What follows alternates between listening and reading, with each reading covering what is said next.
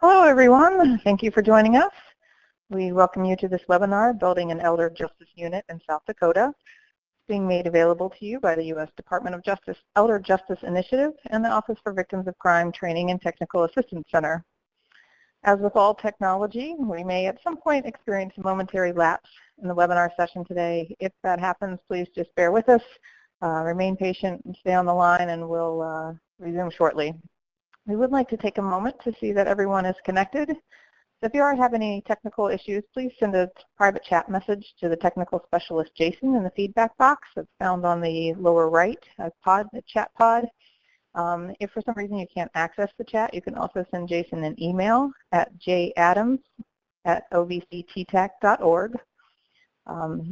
Today's session is being broadcast through your computer speakers, so please make sure you have your volume turned on or your headset on.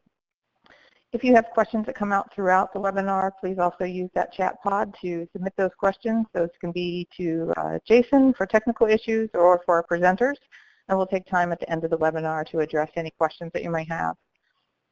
Would like to note that today's session is being recorded. It will be made available following the webinar on the OVC TTAC training website and the Elder Justice Initiative website at elderjustice.gov. At this time, I'd like to introduce our host today, Nina Shaw. She is a trial attorney with the Civil Division Fraud Section at DOJ. Nina. Thanks, Lori. Hi, everyone. Good afternoon. Thanks for joining us for our webinar, Building an Elder Justice Unit in South Dakota, which is meant to help provide a background for those of you who are working in rural America and how to build an elder fraud team. This is part of the series of webinars for the Elder Justice Initiative. The Elder Justice Initiative is part of a mission created by the Department of Justice that is used to combat elder abuse, financial fraud, and other scams that target older adults. There are a number of ways that the Elder Justice Initiative works to support these goals, and a lot of those resources and trainings can all be accessed on the EJI website, which is here. It's elderjustice.gov. So you can go onto the website and access a wealth of materials that are on the site, from outreach materials to relevant laws and toolkits for putting together a multidisciplinary team. It's really a great resource to get started, and I urge you to take a few minutes to get familiar with the ways that you can get help and access to information. Before we begin, we want to ask a quick polling question. If all the participants could please identify their background, it'd be helpful for the presenters to know just who's in the audience.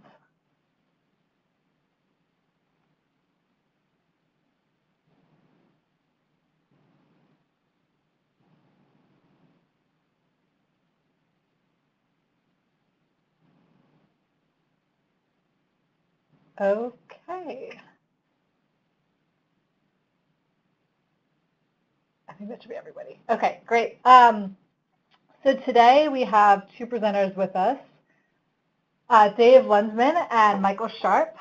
Dave is currently assigned as a special assistant to the South Dakota Attorney General Marty Jackley as a financial elder abuse investigator. Previously, Dave was a special agent for the South Dakota Division of Criminal Investigation, specializing in computer crimes and child abuse investigations.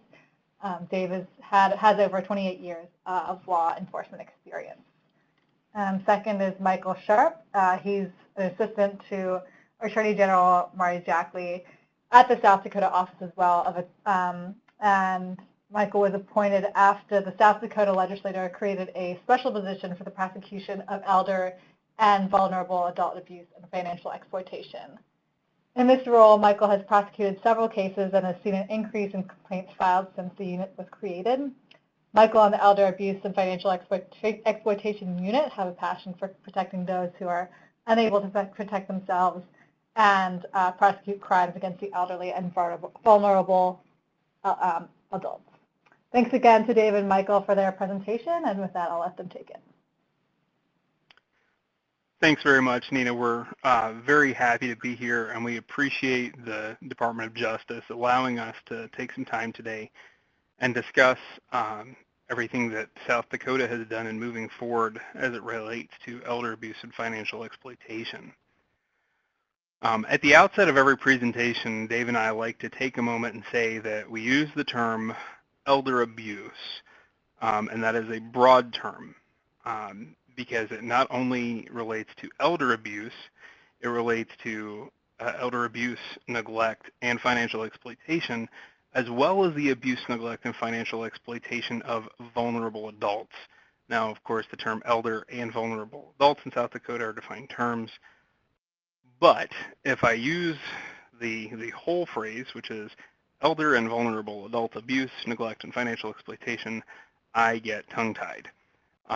So I hope you'll understand that when we use the term elder abuse, it is somewhat all-encompassing on all of those different things.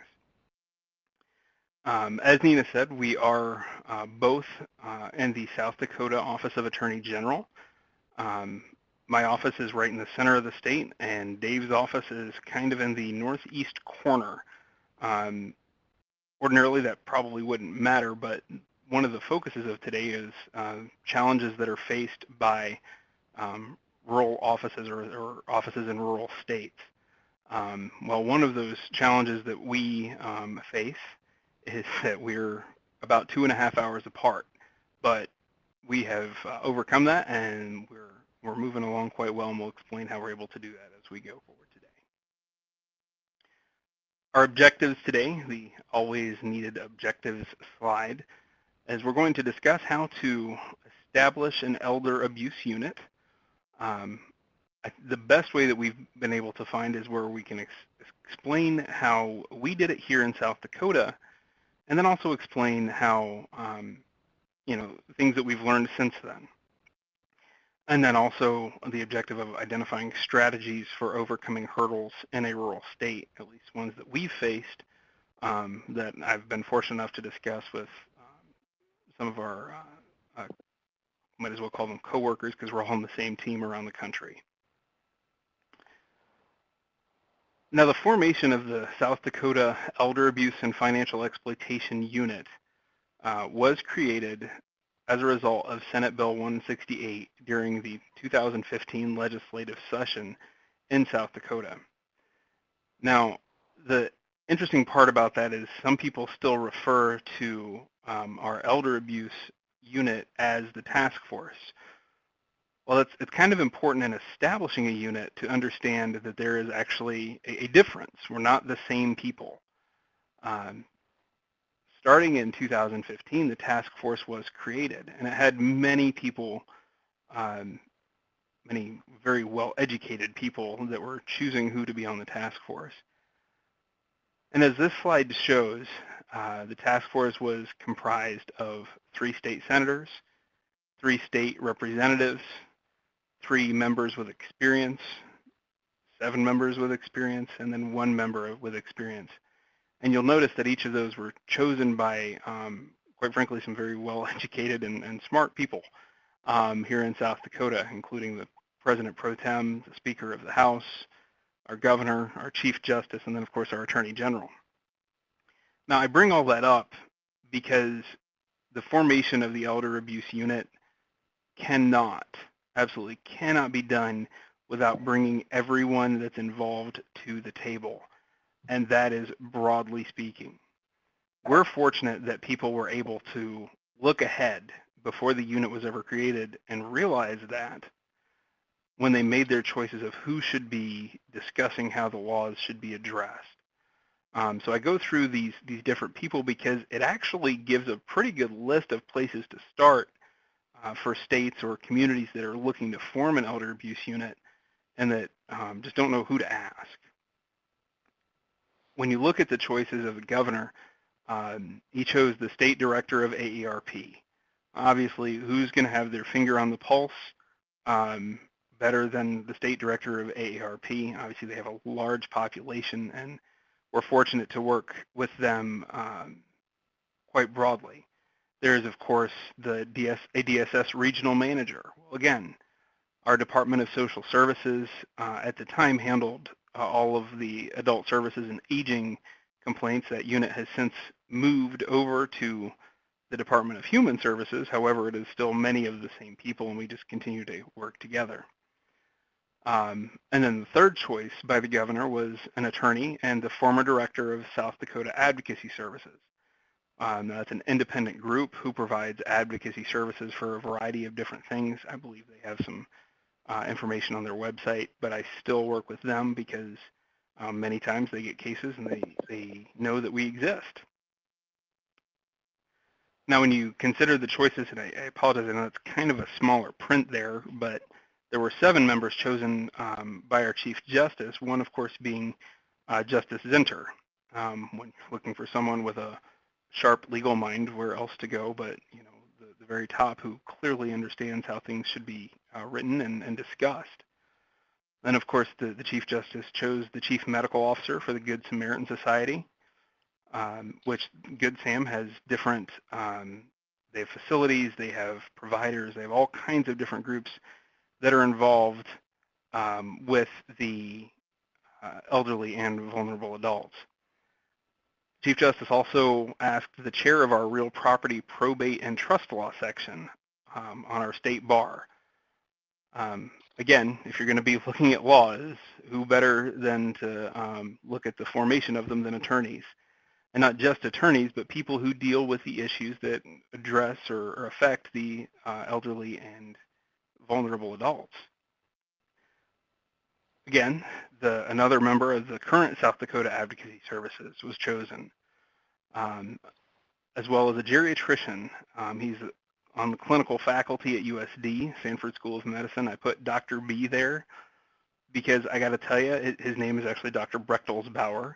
And the first time I met Dr. Brechtelsbauer, he was very funny. I said, Dr. Brechtelsbauer, and he saw me getting ready to write down his name. And apparently I didn't hide very well that I was going to struggle with the spelling, and he said, just call me Dr. B, everybody else does. And I have to say that as things have moved forward, Dr. B has been an invaluable asset in cases that we have that involve elderly and vulnerable adults, because he understands it. He's seen it for years, and when you have questions as you move forward with your unit, there is no better person to go to than a geriatrician, because they know what they're doing, especially in medical matters. The Chief Justice also chose the regional president of a South Dakota bank. As I mentioned earlier, we handle a lot of financial exploitation cases, so having the banks and the credit unions and the bankers associations all present was a great idea. And then again, the general counsel for the South Dakota Financial Corporation. The Attorney General chose the director of our Medicaid fraud unit. Again, who better than to bring to the table than someone who has dealt with the issue directly. Now, after all of these people were brought to the table, and of course we're talking about a lot of different people with a lot of varied experience, what do you do? Well, I can tell you that they broke it down, and I think very wisely chose to look at different things in what amounts to subcommittees. They looked at the elder abuse and neglect in a physical manner. They then looked at the elder financial exploitation, and obviously financial being in the term, that deals with people's monetary issues. There was also an education group and dealing with many different areas, including outreach. And then guardianships, wills, and powers of attorney. As I mentioned a moment ago, this has to be a multidisciplinary approach. This is not just lawyers and law enforcement going out, catching the bad guy, and bringing them to court. That is not how these cases work. You have to have everyone on board. The plus side to that is that generally, I haven't come across a person yet who was opposed to what we're doing, because we're trying to protect the elderly and vulnerable adults. I've got the list there. The financial community, I got to tell you, has been absolutely beneficial. Who knows you better and how you usually spend your money than your banker? Now, one of the benefits to being in South Dakota, we are a fairly rural community in much of the state, is that it's not just going into the bank and seeing the random person behind the counter where you deposit your check or ask for cash or speak with just a random loan officer or anything like that. Our bankers and our credit union officers, they know their members. They know their spending. They know their families. And in many cases, their families have grown up just with the banks. And that is absolutely an asset to be used in South Dakota or in rural communities. Now, there were concerns and within the financial community that were raised to the task force that they weren't able to provide information because there were some confidentiality provisions and they didn't want to expose themselves to liability and different things, all very valid concerns. But because they were brought to the task force, laws were brought forward that were able to address some of those concerns. Dave, do you want to speak a little bit to your interaction with the financial community and how it has progressed? Yes, when I first started, the banks, they were on board, but they weren't as on board as the time has progressed. I even gave a presentation as part of our requirements. We have to give presentations. And I had several bankers sitting in the presentation, and they pulled me aside afterwards and said, you know, we've been putting out some of these SARs and some of the reports, and we just think they drop off the end of the earth. And now we know they don't, that you guys look at them and you do everything you can for them. We don't get that feedback. We didn't know that. And now that they do know they're being addressed, they're much more helpful when we come back. Thanks, Dave. And Dave just mentioned that the banks do report, and they do. And he used an acronym. Don't worry about that. But the reality is, banks report in different ways, and a lot of times they didn't hear anything back just because of the volume of different times they would call. Well, now they know that we are involved and we do care about these cases as we move forward. Now, of course, there's the legal community. I mentioned that we had different people different attorneys that represent different groups. We had civil attorneys. We had criminal attorneys with our Medicaid fraud prosecutor. We had attorneys from financial institutions, just all over the place that came to the table to discuss the legal issues that could be brought forward on these different laws that were addressed. Now, it's important to remember that we had quite the overhaul of laws that addressed elder and vulnerable adults. It wasn't just criminal laws. Now, of course, Dave and I deal primarily with criminal law because I'm a prosecutor and he's an investigator, a coordinator now for our unit. But there were substantial other things that were brought forward. You also have to have the business community because the community generally in a rural area knows how people act. They know how to expect things, how to see things, how people have done things for 20 years or more. And having them at the table to hear their insight is just invaluable. The healthcare community. I already talked about Dr. B. Absolute pleasure to speak with. I actually spoke with him about, 45 minutes before the presentation started.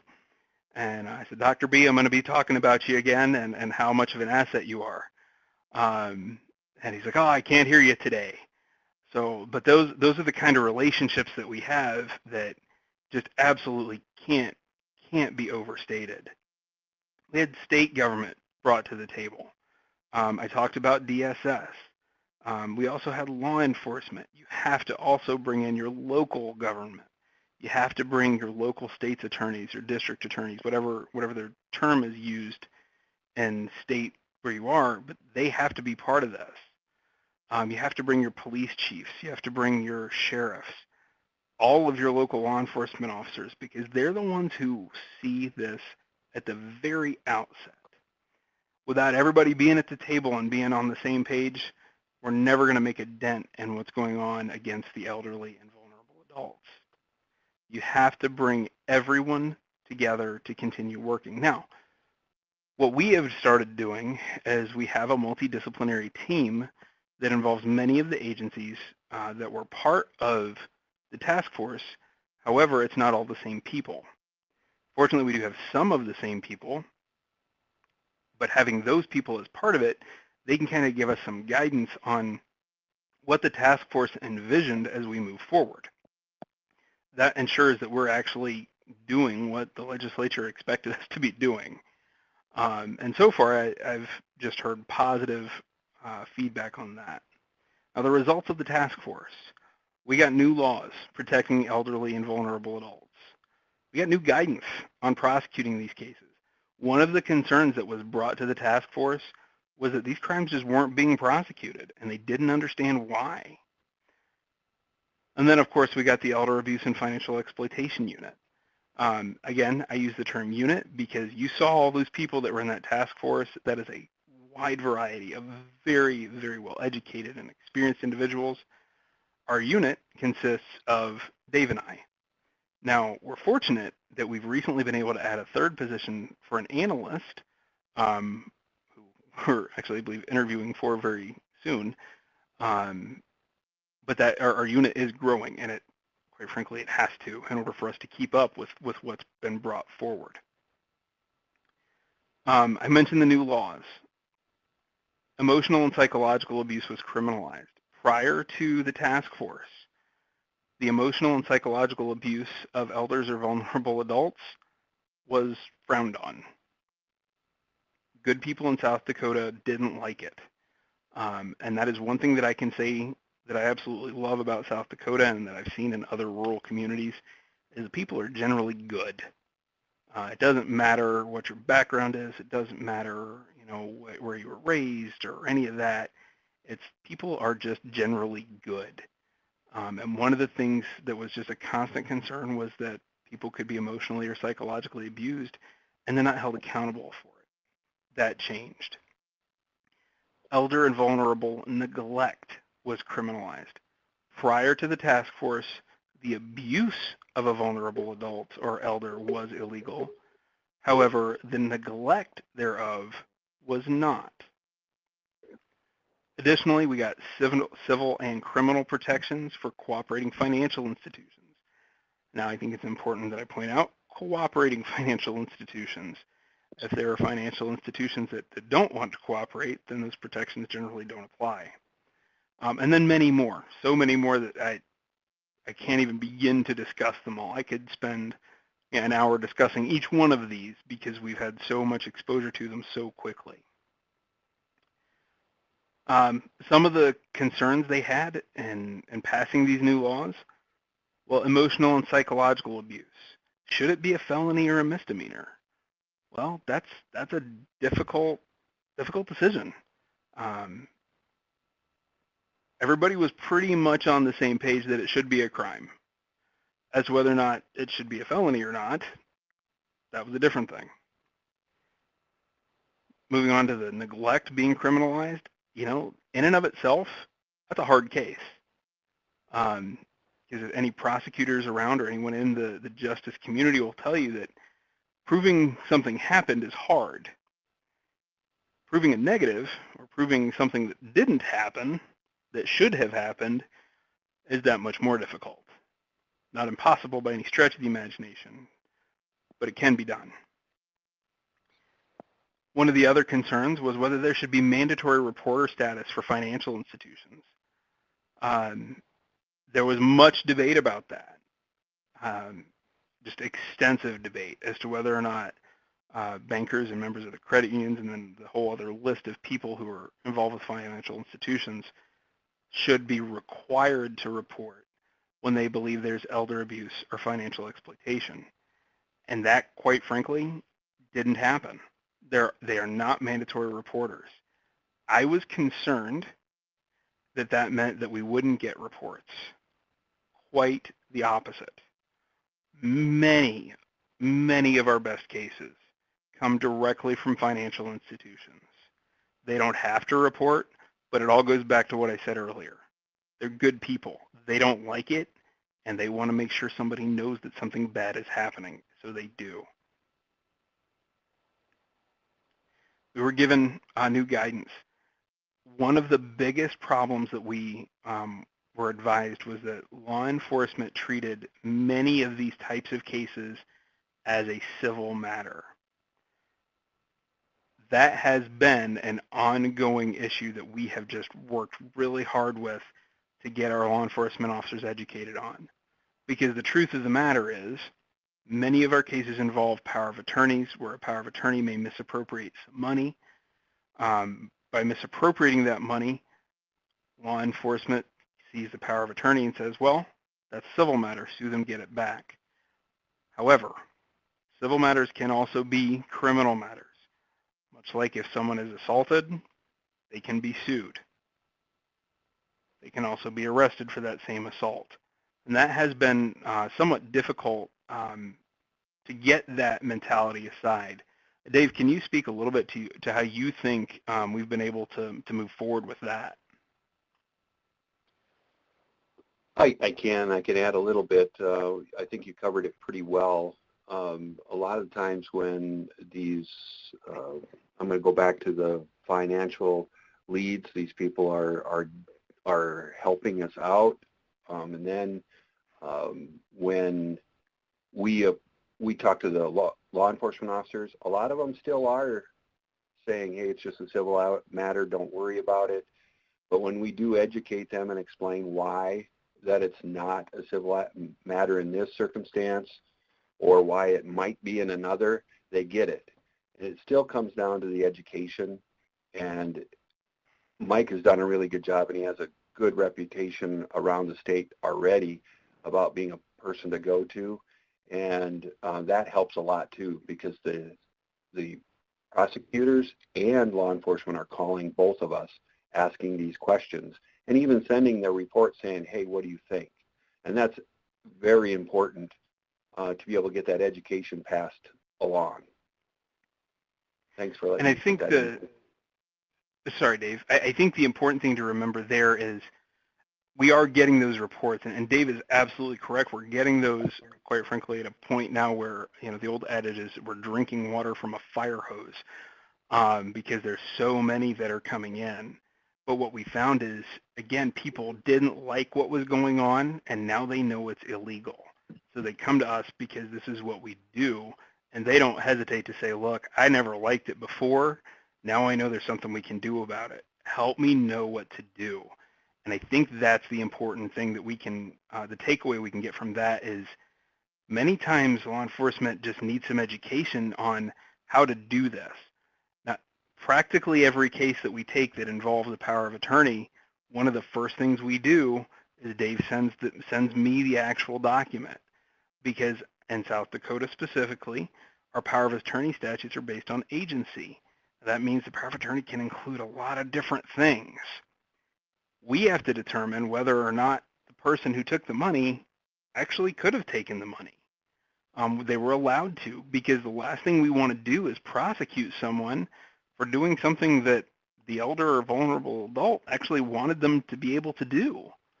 But that does require generally an attorney to read it, or someone specially trained. Fortunately, I've been able to get Dave up to speed on that, and I rely on him heavily in helping with these. I should have said from the outset, the most important thing, and I bring it up now because it just kind of popped in my head that I missed it, the most important thing that you can have in this is a team. Dave relies on me heavily, and I absolutely could not do my job without Dave. There is no question.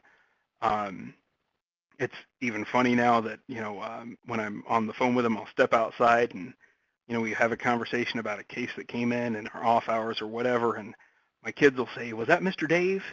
I'm like, yeah, that was Mr. Dave. We had something we had to talk about, because we work together that much. And like I say, we're 2.5 hours apart, but we're still a team. Now I'll move on to that second point there, that we're compiling elder abuse and financial leads. Well, who do people call? I mean, who do you call to report this? Now, I ask that question in practically every presentation that I've done around the state many times, People will just jump right up with different ideas, the Department of Social Services, Department of Human Services, whatnot. But my answer is always, call the police. Call the local police. They are the ones that are working 24 hours a day, 7 days a week, and they can get somebody there right away. And I always go back to that. Even when I get calls from some of our financial institutions, Mike, what do you think? And my answer is always, if you have enough that you think you need to call me, you need to call the police. Let them do the investigation. Let them see what you've got. Let them see the documents, interview the people. You're not going to do anything wrong. If you've got the suspicion, call the police. The other thing is, not everything is elder abuse. These cases can be tough to decipher if something is or is not elder abuse. And it is not a quick process for us to make that determination. Many times these are financial cases that require us reviewing thousands of pages of documents. And that is not an easy thing to be done. So we do sometimes make that determination that it is indeed strictly a civil matter. Some of the hurdles in rural areas, 3 in particular that Dave and I are going to speak about: elderly farmers and ranchers, jurisdictional issues, and then VA benefits. Dave, why don't you kind of explain some of the difficulties and the benefits of the farmers and ranchers here in South Dakota? Oh, thank you. On the farmers and ranchers, we're talking about, it has a flip side to it. One side is the land and the assets come along with the farms and the ranches, and it's tempting. And there are family members that are tempted to try to get a hold of it before the person passes away or is unable to manage it. On the flip side, you have neighbors that try to keep an eye on their elderly neighbor, their elderly farmer or rancher, and they try to take care of them. Now, granted, sometimes they're told to buzz off, and sometimes they're very well received to take care of some of these people and report it to somebody or say something to somebody who says something to somebody who eventually gets it to the right place. So that's the nice part, is we have a lot of people watching out for one another out here. In the flip, and as I mentioned before, we do have some family members, or in some cases friends or close relatives, that think that, you know what, they may not have a lot of cash, but they have the land. So they'll find a way to either borrow against it, have them borrow against it and take the money. So there are many different ways that people will try to isolate that asset and get money from these people. When we're in this rural setting, some farms can be a mile away and some can be 100 miles from one another, depending on which side of the state we are in South Dakota. So some neighbors are literally, you could walk to, and the other one takes a half a day to get there. So that's some of the things that we have to deal with, and the farmers and the ranchers are dealing with when they talk about their cattle also. Somebody might decide to take a few cattle to market sooner than they should, or in their own name or something like that. One of the things that one of my cohorts works with ranchers and cattle, he said almost all of the places where you can sell cattle or sheep or hogs or whatever, all the sale barns know their local ranchers. And if somebody comes in that doesn't belong, they start asking questions. And it's amazing how they could know everybody, but they've been doing it for so long, or it was their dad that was the owner of the barn. So they know who these people are and they ask questions, and that helps us also. I think I'll turn it back to you, Mike, see if you had anything on that. Sure, absolutely. Thanks, Dave. I mentioned that in the slide there that we are a rural state. We're isolated by design. And I think that creates, just like Dave was saying, benefits and hurdles. Obviously, if you have a large farm or a large ranch, could be hundreds of acres, could be thousands of acres, who knows, simply because that's the land you use either to tend to your herd or grow your crops. Now that doesn't mean that the person is intending to socially isolate themselves, but there have been occasions where we've had to research and figure out what on earth happened to the sale of that particular crop, or where did these cattle go, which in and of itself creates a hurdle, because if the sale occurred 6 hours away from where the farm is, then we've got to take somebody who's going to be using probably 2 full days to maybe even just do a 15-minute interview, which is, again, a benefit and a burden, because when we get there, as Dave was saying, they usually like to cooperate with us, and they can give a lot of good information as we move forward. But it's very good. Now, some jurisdictional issues, and I'll touch on this. And Cynthia, I see your question there, are the tribes involved? I think maybe we'll be able to touch on that here in our jurisdictional. I wasn't ignoring you. I hope you know that. There is a state investigation, obviously. Dave and I work for the Attorney General of the state of South Dakota. Now, does that mean we don't get involved in investigations that occurred strictly in the city or the sheriff? Well, no, of course not. The city investigations, as Dave mentioned earlier, many, many times will reach out to us because they know this is what we do. We don't handle other crimes, generally speaking. Sheriff's offices are much the same way. They reach out, much like they would reach out to our DCI, or Division of Criminal Investigation. For other serious crimes, they reach out to us for generally complex financial crimes. Now, I mentioned there the tribal investigations. Now, in and of itself, that creates jurisdictional issues, I'll call them, not easy things to work out legally speaking. However, we are very fortunate that we've been able to foster partnerships with our federal counterparts, and I believe even one of them is part of is listening to the presentation today, and I'll be listening to him later, getting his feedback. Hopefully it's all good. But that's how we're able to work together. He's with the U.S. Attorney's Office, and what we do is we receive leads on every single allegation of elder abuse or financial exploitation in South Dakota. Now, those may come from law enforcement. They may come from the Department of Human Services. They may be direct reports to Dave or to the Attorney General's office, and come from all kinds of different places. But what Dave does primarily now is go through all of those referrals, or we call them leads, and gets them to the right place. If it's a place in South Dakota, which for those of you who are listening and maybe aren't as familiar with South Dakota, come visit us. We're one of the greatest states in the country. We're the greatest state, but I say one of to make people feel better, because we have something for everybody here. I'll leave my pitch to the side. But Dave does a really good job of getting those leads to the right people. The question then becomes, who's going to prosecute it? Well, is it going to be the local state's attorney? Is it going to be me as a statewide prosecutor with the Attorney General? Or is it going to be one of our federal counterparts at the U.S. Attorney's Office? And I'm going to give you the lawyer response, it depends.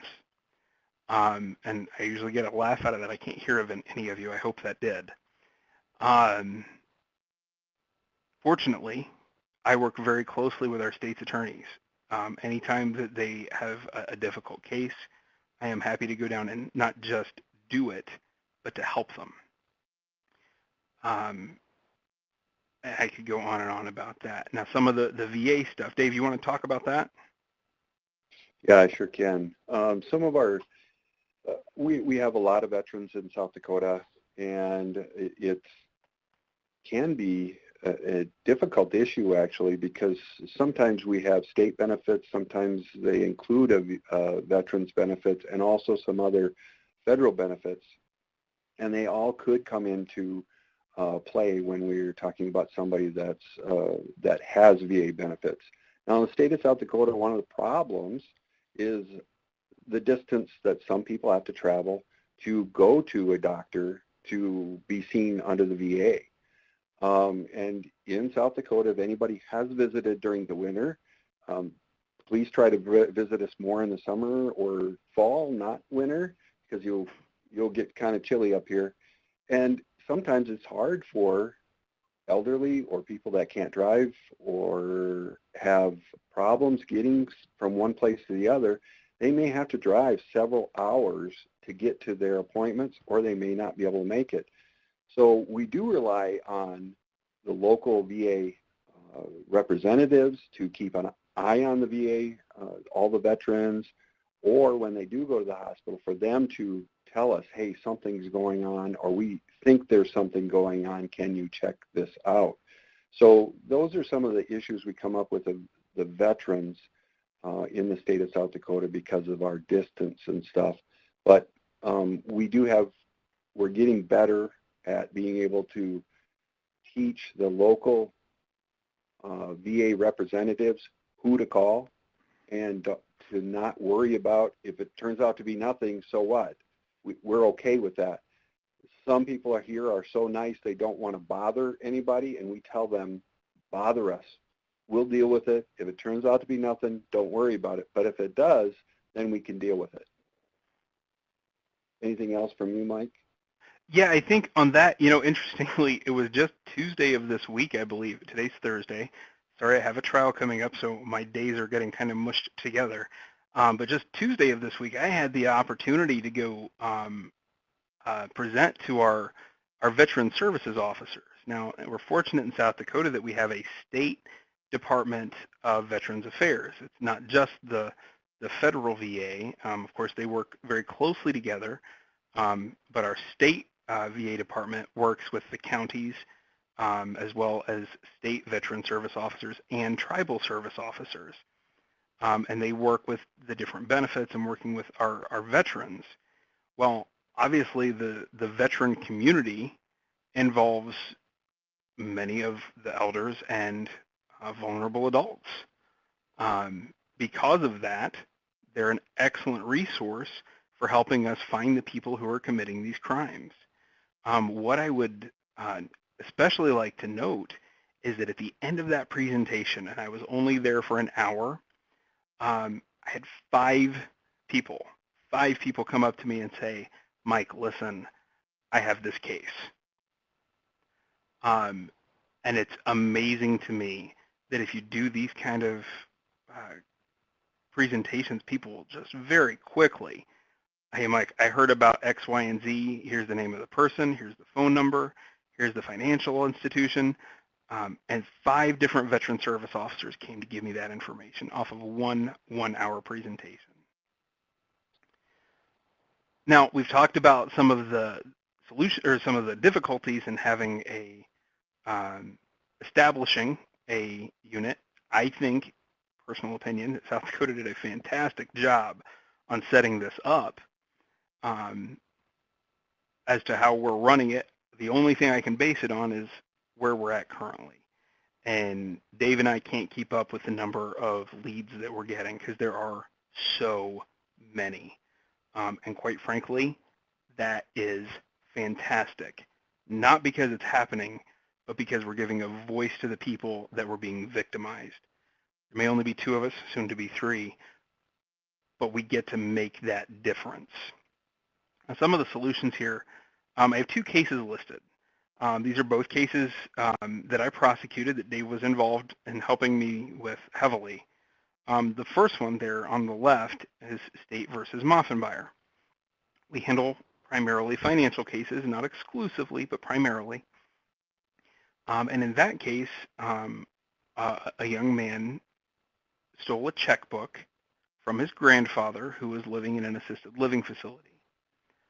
He then took that checkbook, wrote a series of checks all up and down the eastern part of the state. We call it East River because the Missouri River cuts South Dakota almost in half.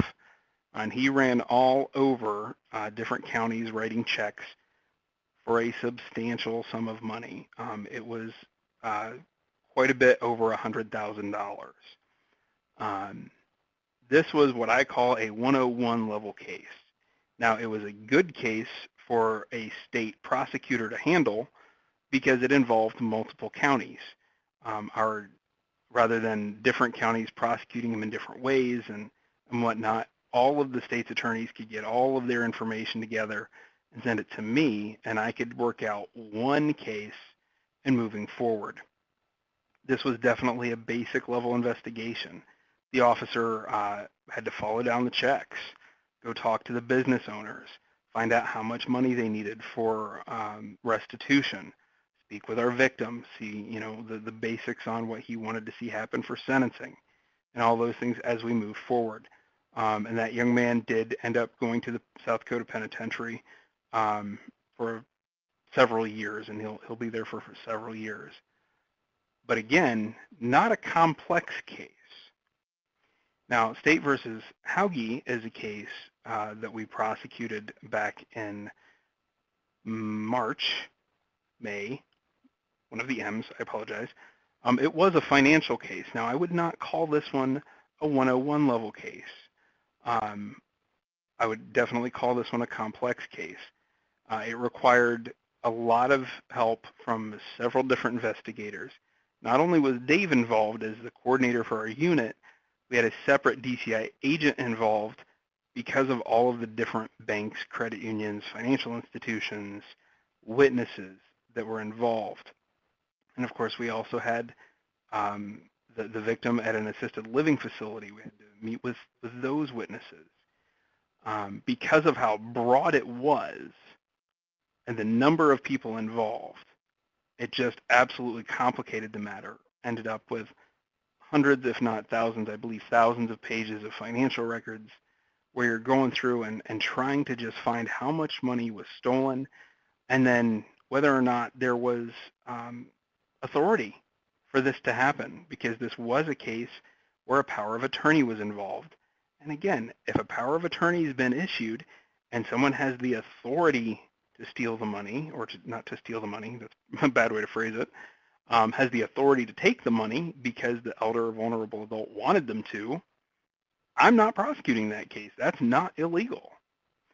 However, in South Dakota, a person who operates under a power of attorney is a fiduciary, so they can't automatically use that money for, you know, going out and buying Kentucky Fried Chicken or whatever.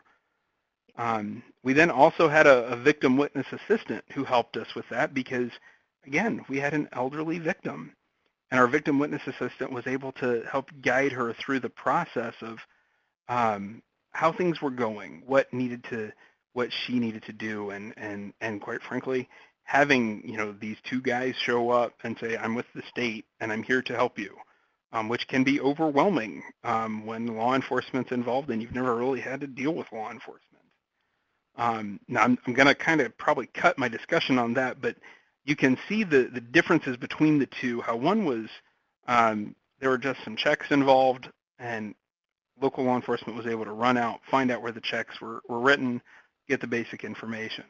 The other one, thousands of pages of financial records and you know, legal documents and multiple victims and all kinds of things there.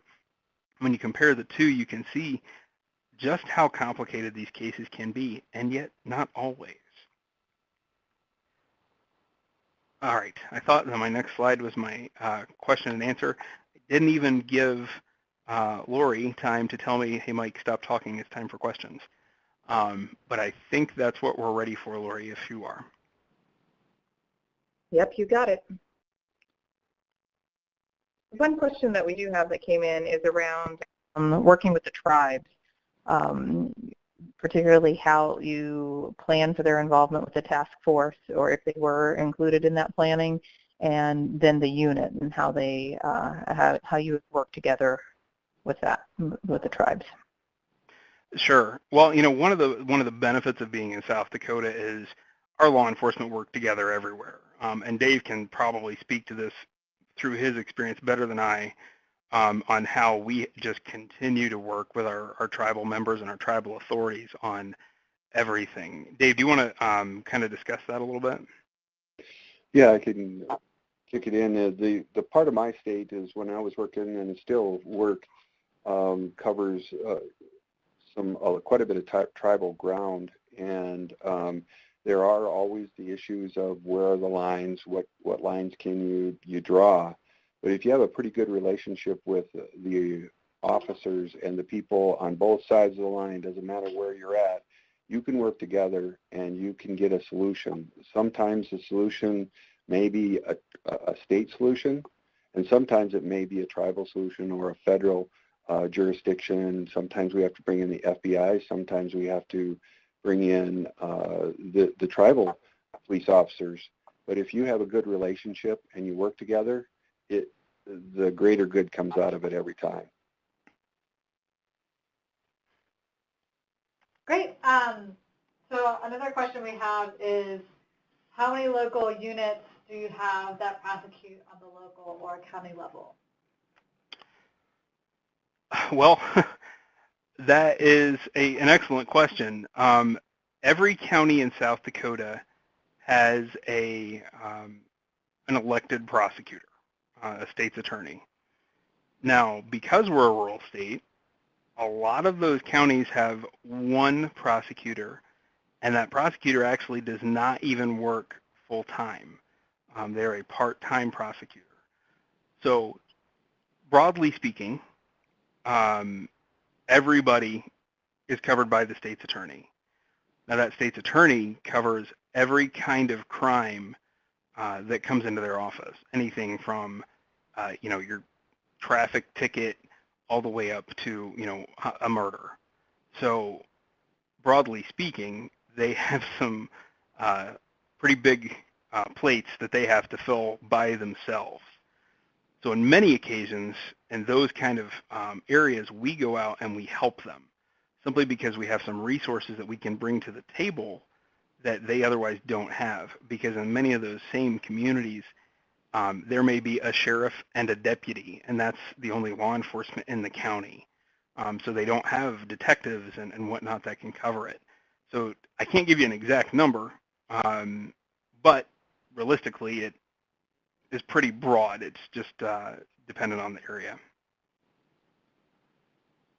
Great, thank you. Another question we have is, your unit was legislated into existence. I've been tasked to create a coalition through my COCA grant.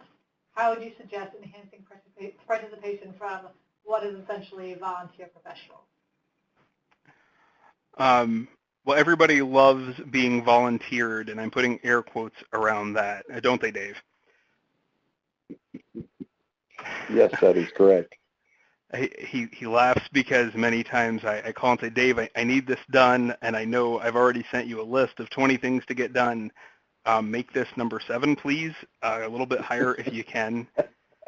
So it's volunteering him to help me. But I joke about that.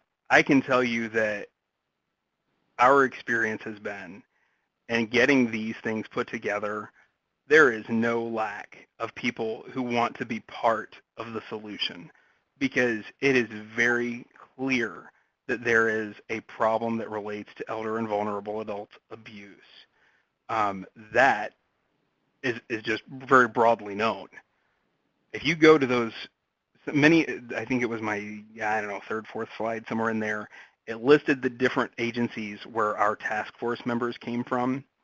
Go to those places. AARP is a fantastic place to start because they are more than happy to work with you. I continue to work with them year after year on ways to prevent crimes against the elderly and vulnerable adults.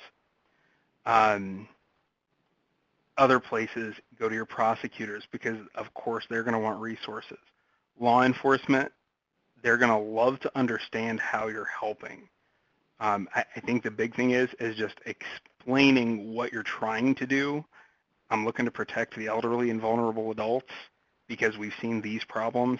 I don't think you're going to struggle with that. If that's something that you struggle with later, I'm sure we can get you some help with that. The Elder Justice Initiative, of course, would be a fantastic place to go to because they have resources listed on their website I think I'm on there somewhere, I hope so, as a South Dakota resource, because they list everything that has been provided to them all over the country. It would be a fantastic place to go.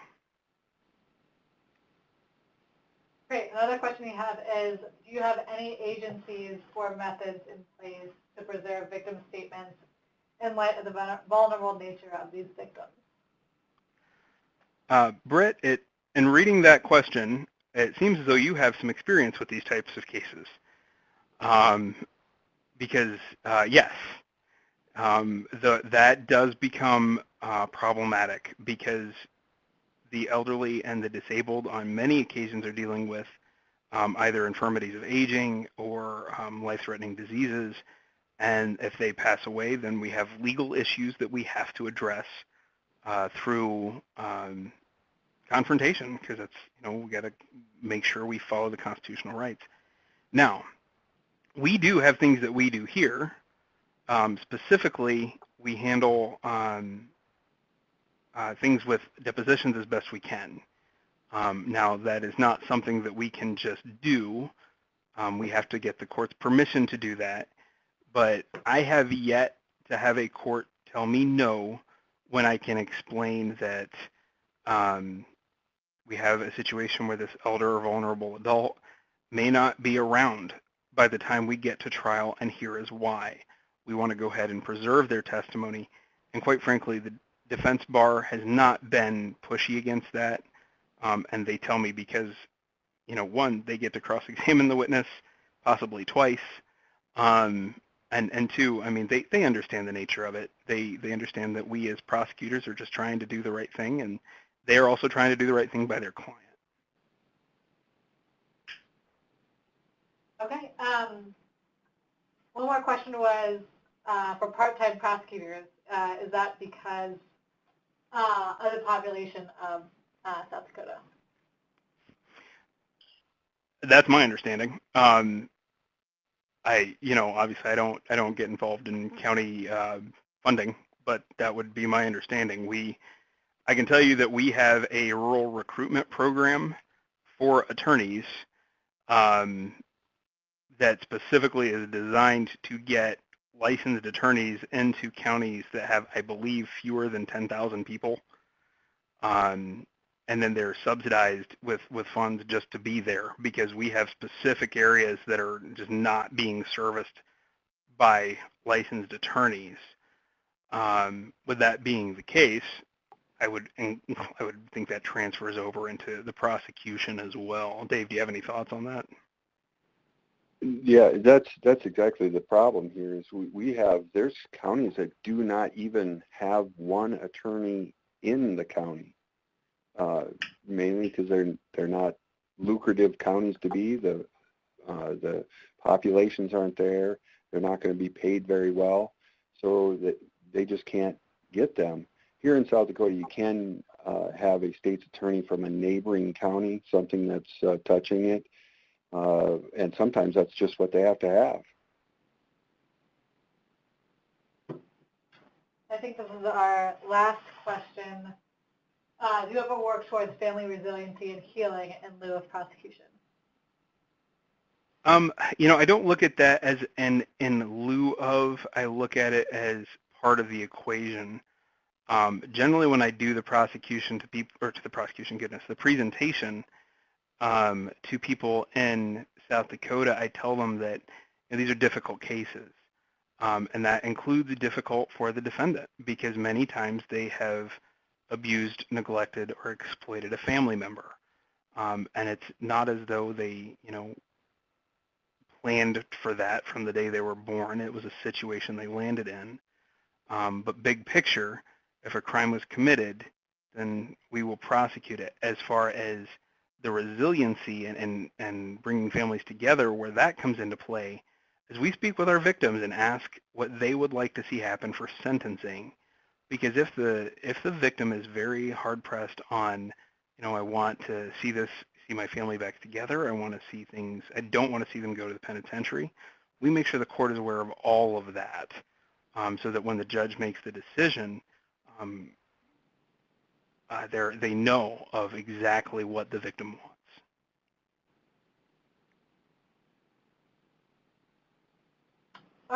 Well, thanks again to Dave and Michael for your expertise and for speaking with us today. And thanks to all the participants who listened to the webinar today. Like I mentioned at the beginning, this is part of a series of webinars hosted by the Elder Justice Initiative. And if you have any questions that didn't get answered today or follow-up questions, please email the Elder Justice Initiative at elder.justice@usgoj.gov. And if you want to go back and watch this recordings or any of the other past recordings, you can just go on to elderjustice.gov to get those recordings and access to all the other information we mentioned today. And that's all, and thank you for attending.